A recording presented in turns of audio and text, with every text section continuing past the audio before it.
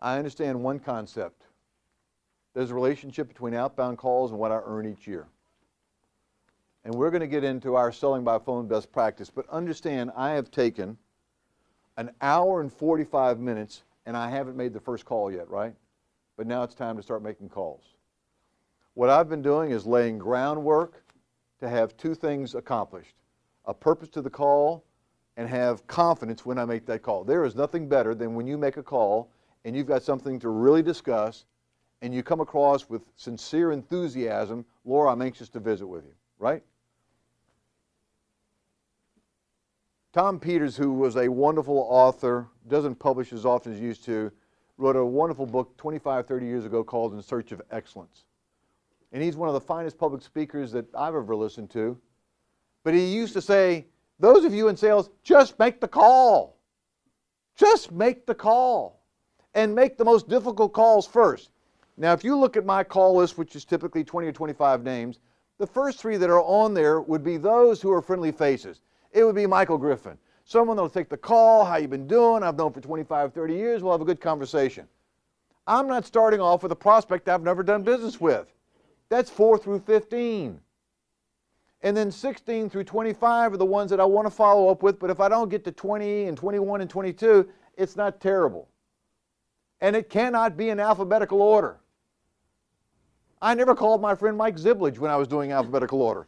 He's a broker in Atlanta. I never got to him because he was a Z. The A's I all called. It looked like I was only doing business with people with the first half of the alphabet. So you want to make sure that you arrange them in a certain way. Who stands when they call? Who stands? I want you standing. I want you off your ass. I want you standing. I haven't sat in 25 years. Before Herman Miller was even making stand-up desks with treadmills, I had a stand-up desk. Oh yeah, I brought a carpenter in. I described to him what I wanted. He was from the South. He said, oh, Mike, what you want is a desk on stilts. I said, I guess that's what I want. Right? I still work at that desk on stilts. I don't sit. Because when I call, I want people to say, he's jacked up. This guy is serious and enthusiastic about what he does. You sit down for 3 hours making calls, I can tell you what you sound like by the time you get to the 20th call. You sound like you're worn out. It's hard to sound tired when you're standing. I'm serious. Any of y'all ever been to La Jolla? Pretty nice place, wouldn't you say? Sea mist burns off around 10 o'clock and then it's magnificent.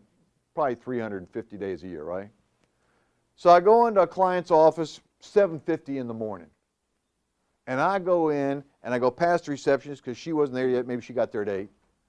And I go and I see all these guys had gone to Amazon and had gotten these Veridesk. You've seen those before, haven't you? And everyone had a Veridesk.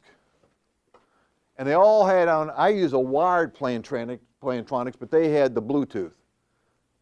This thing was radioactive. You walked into that and I mean, it was radioactive. They were banging. They were nothing but fastballs. And I'm telling you, that's contagious. When you go in there and the folks sitting around you are making their calls, you feel a little doofus if you don't get on the phone, right? So you might call your spouse to look busy. You know, I got nothing to talk about but the cleaning and next. I want you up early. I don't want you rolling in at 9. Years ago, when I was hiring young brokers, even older brokers, I said, we're going to have a clear understanding. I get in at 7. I love it when you get here about the same time I do. And I rarely leave before 6:30. And I'm always curious why you're leaving before me. So I just want to make sure that before you commit to me, that we've got a clear understanding that I work 11, 12 hours a day. And the reason, you want to know some of the best calls are the ones you make at 7:45 for 2 reasons. There's no gatekeeper, and the decision maker answers their own phone. Serious people get to their desk early. When you roll in at 9, you start making your calls, you've missed the window. I mean, you'll still make some conversation, but people now are in meetings and they're busy and they're doing whatever they're doing. But if you want to talk to someone that's in their office, there's not a lot of confusion, there's not a lot of chaos, call them early. But it means you need to get in early. And I do appreciate that many of you do work from home before you come in. I'm cool with that. I have no problem with that. But you want to make sure that you're not waiting until 9:15 to start making these outbound calls. You're going to get a lot of voicemail. But let's talk about voicemail for a second. When I leave a voicemail, you want to make sure you follow up with an email. Greer, I just left you a voicemail. It's about the announcement where you're opening up 2 locations between now and the end of the year. When is the best time to call you and what number? So that's my standard operating procedure when I leave a voicemail. Rarely does anyone ever call me back on a voicemail. I mean, it's rare. But they oftentimes will respond to the email where I say, when's the best time to call you? And they say, Mike, call me at this time on this number. That I do get. So I do have a best practice of a follow-up email. Make it short, make it quick. Now, something I've been doing, which is weird, they've not responded to a phone call and they've not responded to an email, but I do have their cell phone. I thought it was so inappropriate to send a text like I was in high school. But guess what? I tell Jennifer this all the time. I send a text message, I get a response in 60 seconds. I've been calling this person for a week. I've been emailing them for 2 weeks. I sent them a text, they get back to me and say, call me in 15 minutes. So I think we've just become more attuned to responding to text almost faster than emails. And so I don't do it frequently, I use it rarely, but I find it to be a very, very effective tool. If you say, I've exhausted every possible way to contact and communicate with this prospect, I'm now going to try something different. So I do find texting. And you got to make sure you leave your name, Mike Lipsey. If I say, I've been trying to reach you, I want to talk to you about your announcement, they have no idea who you are. So you got to make sure you leave your name in the text message, particularly if your number is not in their directory. They have no idea who you are. They could think it's a robo-text. There's a wonderful relationship between your success and threshold to embarrassment. So if you're thinking you're a little uncomfortable calling someone before 7:30, you want to know, truth be known, and this doesn't mean you like them, but financially, the most successful brokers, they're like a half inch from obnoxious. Some of them are over the line, but some of them have walked to the line of obnoxious, all right? And they come back like that. Are you with me? You understand, in this business, you can have no sense of embarrassment. And there is a relationship between what you're going to earn and that threshold. It's true. So to answer your question, there are some brokers that are monster brokers that to them, it's 7 a.m., I need to talk to the person now. And they make the call and they're convincing. I would never call someone at home at 7 o'clock in the morning, all right? I mean, that's me. But there's a lot of brokers that are some of the finest brokers that we know that have no problem calling someone on Sunday at 8 o'clock in the morning. But again, you need to understand that that threshold to embarrassment truly is an impediment to how successful we could be. But it needs to be done in moderation. So I wouldn't call someone before 7:30, 7:45. If they're at their office and they answer their phone, and sometimes it surprises me how early they are or how late they stay. Now let me mention this to you. Say again? If you got a great purpose to the call and you've branded yourself, when are the best return calls of the day?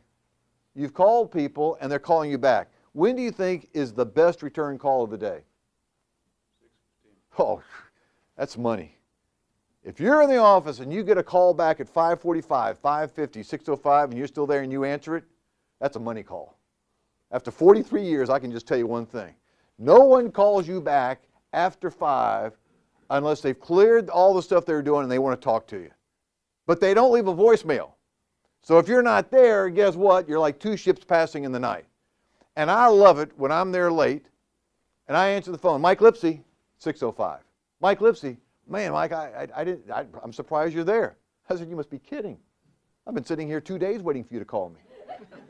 You must be. I'm 911, 24 hours a day. I'm here to take care of anything that you need. How can I help you? You don't think that makes a lasting impression? They call you at 5 o'clock, they get in voicemail. And one more thing. This is me now. I shouldn't say it, but I can't help myself. No auto replies, please. I beg you. I'm on vacation for 2 weeks, hanging out, not thinking about you or commercial real estate. So don't be calling me and don't be emailing me because I'm not getting back to you. I got no problem, and we'll talk about this on email sharing. I have never had an auto reply. Have I ever had an auto? I wouldn't even know how to do one. But understand, Jennifer and Jackie are checking my inbox all the time. I hope Jackie's checking our inbox right now. Jennifer's checking it. Because you know what clients want? They want 911. They want you 7 days a week, 24 hours a day. And I know it's a burden, but it is what it is. I allow 3 hours for my outbound calls. I come in, I belly up, I'm standing up, and I start banging. And the reason 3 hours, I can make 25 calls in an hour and a half, but I was rushing. And you know what was crazy? People would call me back, and I'd get upset when they call me back. Is that strange? I'd call them, but I was in outbound mode. And Jennifer says, so-and-so's calling. I said, you know, what the hell they call me back for? I'm only making outbound calls. So I started to lengthen it to 3 hours, but here's the single biggest change that I have made in the last 5 years. When I am selling by phone, and I'm a 5-to-1 caller, that means for every 5 calls I have a good conversation. If I have a list of 25, that means I have 5 good conversations. 4 of the 5 will go to our website. Anything that you would send to someone must be at your website. When someone says, send me something, do not send them anything. It's a dodge. You're going to send it to them, they're not going to get it, they don't remember it, send it to me again. You're going to go 2 weeks, and who is your best friend in our business? Momentum. When someone says, Madison says, Mike, why don't you send it to me? You know, I don't need to send it to you, it's at our website. You're at your desk, aren't you? Yeah. Hey, go to Lipsey, LIPSEYCO.com. Okay, I'm there. You see that? Yes, click on that. Oh, that's cool. I said, you see that little PDF emblem? Just click on that, and you've got our brochure. Anything you would send should be at your website. You want to accelerate momentum. One of the ways to do it is stop sending stuff. If it is important enough for them to see it, it must be available at your website as a document. Does that make sense? Because there's nothing more frustrating. I send it. You don't call me back. So I call you in 4 days. Oh, Mike, I don't think I got it. Could you send it to me again? Well, that could last 2 weeks. Or alternatively, on the first call, you've got them looking at what you want them to look at. All right, I got Tim up in the batting circle. I stand. I use my headset. I've got our database. Even though I don't put anything in the database, I put everything in handwritten notes and then give it to Jennifer. And then my call list, 9 times out of 10, Jennifer actually develops my call list the day before. Yes, ma'am. You know, one thing that I've realized too, you're absolutely right. You call first thing in the morning, you're going to get the decision maker. But the time I do call in the afternoon, Friday afternoon, because some of the top guys are still in there because they're doing business and they're not on golf. Oh, I agree 100%. Late afternoon calls are the money calls for me. When you get someone at 4:30, 5 o'clock that's not going to go fight, in your case, Houston traffic, they're not getting in traffic until 6:15. They're kind of laid back. Most of the staff is gone. You're going to have a wonderful conversation with them. I agree with you 100%. Early morning, late afternoon could be the best time for calls. See, we got client look up there. Michael, you see we got client look big? Big. Know your call ratio. Mine's 5-to-1. Pace yourself. Allow time for return calls, which I was not doing. Cell phone. Please do not have your cell phone going off if you're on your landline. There's nothing more troubling is that you're talking to somebody on a landline and your cell phone rings and you got to say, well, do you have to get that? You don't want someone asking you, do you have to get that? Because that's that's an interruption. So you want to make sure that you're on mute. One more thing, leverage your team. All day long when I'm in the office, which isn't that often, I'm on the phone. I'm knocking out my calls. Jennifer comes in and she does this. She's got a name on there. Anton, and she goes like line 1 to whatever it is. If I go like that, that means put it into voicemail, but make sure you say, I'm going to call back in 10 minutes and find out the number. All right? Now, Anton, I would never put him in voicemail. So I go like this. I go like this. Jennifer knows what that means, right? What does that mean, Jennifer? I'm going to be right with. And so Jennifer goes back and says, Anton, Mike wants to talk to you. He's clearing his call right now, okay? I'm not kidding. This is how you leverage your team. And so now I tell the person on the phone, I've been waiting to talk to this guy for a week. I'm going to call you right back. No one ever seems to be offended by that. The decision you have to make, if the call you're getting is more qualified than the call that you're on, you got to get off that call. I don't want you to ever be rude, but you got to be reasonable. If the call that is incoming is more timely and more qualified than your call you're on, you got to get off that call. And there's nothing more helpful than to be honest. Galvin, I've been waiting for this guy. Are you going to be at your desk in 10 minutes? He says yes. He understands. He's in business. She's in business. They're not offended. But there's nothing worse than to hang and say, well, put them into voicemail. They don't leave a voicemail, right? And the one thing you've got to remember, when someone calls you, you've got to train your team.